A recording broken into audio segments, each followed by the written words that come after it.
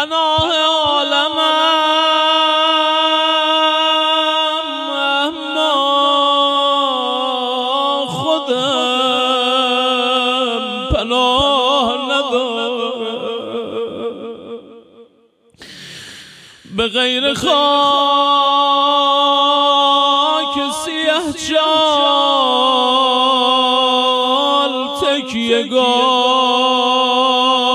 ندارم.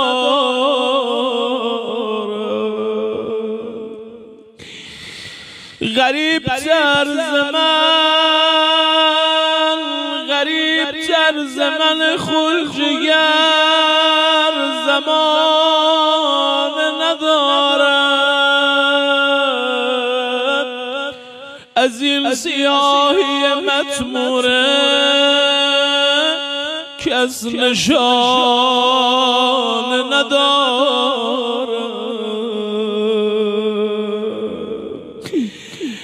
دگر به گوشه زندان نماند جان به تن من.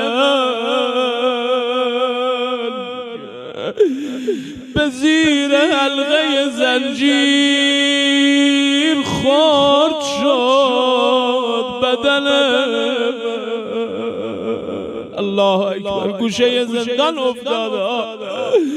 روزهای اول ای صدا میزد خدایا، لحن مناجاتش این گونه بود. ای صدا میزد خدایا پروردگارا، ای خدا شکر یه گوشه ای رو پیدا کردم در این زندان با تو درد دل مناجات میکنه. اما این زندان آخر چه کرده با موسی بن جعفر؟ سیاه چاله ها زندان نیست. صدا میزد ای خدایی که طفل رو از شکم مادر نجات میدی، ای خدایی که گیاه رو از دل خاک نجات میدهی، دیگه من موسی بن جعفر رو از این زندان نجات بده یا الله. ای روزهای آخر گوشه زندان خیلی دلش گرفته بود. صبا اگر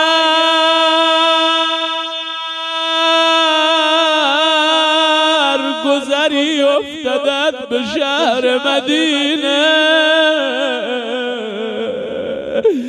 ببر سلام مرا سوی دختران حزینه.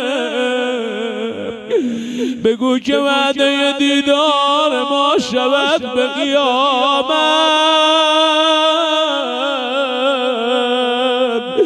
بگو پدر نمی آید از این سفر